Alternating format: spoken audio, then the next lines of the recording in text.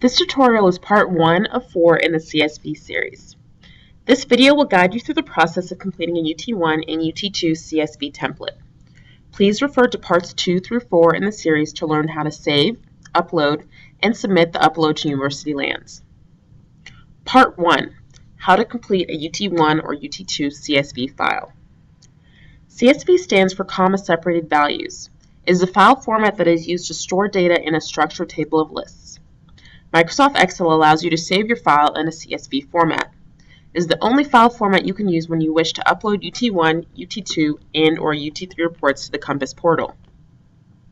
University Lands has provided reporters with a Microsoft Excel template to use to upload UT1 and or UT2 data. Note that a user may upload both original and rebook records at the same time. In this video, I will toggle between the Enter UT1 and UT page of the Compass portal and this template pre-populated with one list to illustrate the guidelines. Please follow these guidelines to create your CSV file. Step 1. Row 1 of the template identifies which Compass grid the field columns below correspond to. For example, columns C through D, product and prod date, are in the Compass header grid, as you can see on the Compass portal. Columns E through T, RRC type, RRC district, so on and so forth, are in the Compass property grid.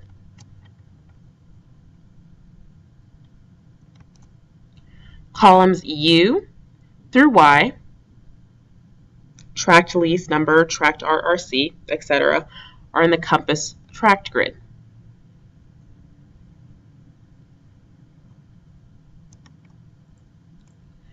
Columns Z through AC are in the Compass disposition grid.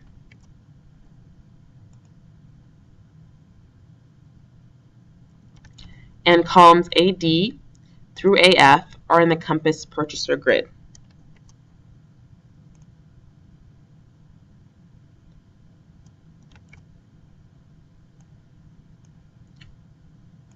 Row 2 in the template contains the names of the Compass fields. Note that there is only one CSV template used to upload both UT1 and UT2 reports.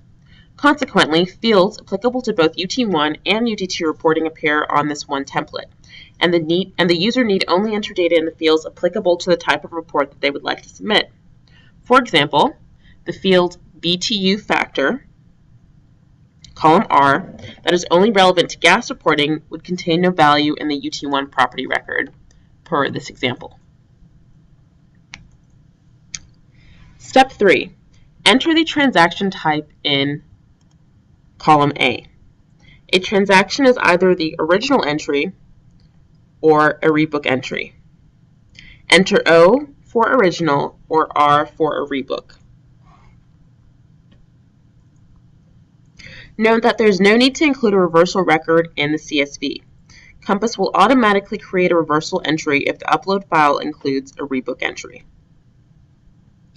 Step 4. Enter the grid name to specify which grid the row of values in each field should be applied to. Enter prop for property grid, disp for disposition grid, tract for tract grid, and purge for purchaser grid. When specifying a grid name for the row of data, only populate the appropriate fields. For example, a row with disp entered in column B will only have columns Z through AC filled in, because those are the disposition-specific columns. All rows require that columns A through G, including I, are populated for a successful upload. Step 5. Enter the product type in column C as either oil or gas. Step 6. Enter the production date in column D. The format is month, year, year. Note that both 2014 as I have entered, as well as 2014 are correct formats. Step 7. enter the RRC type in column E. Note that this is not the product type, which we entered previously in column C. Instead, this is the Railroad Commission's designation of the well as either oil or gas. Enter O for oil or G for gas. Step 8.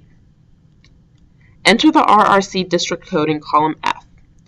The following format examples are all acceptable: 8 as I've entered, or 08, or 07C.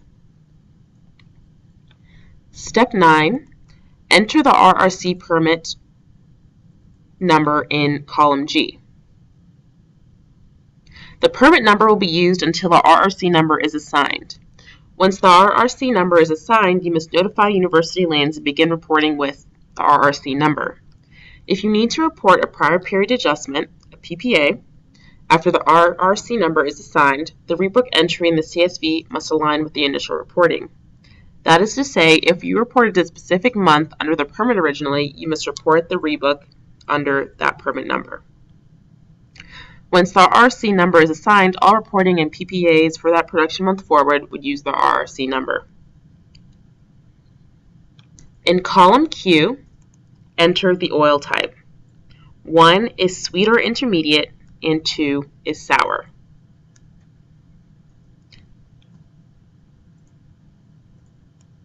In the disposition code column, column Z, note the disposition code.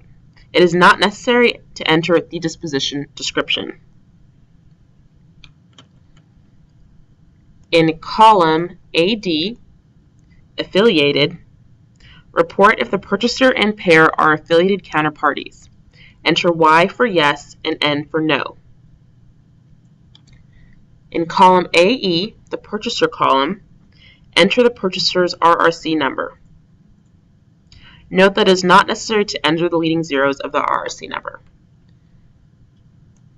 Do the same for your payer column AF.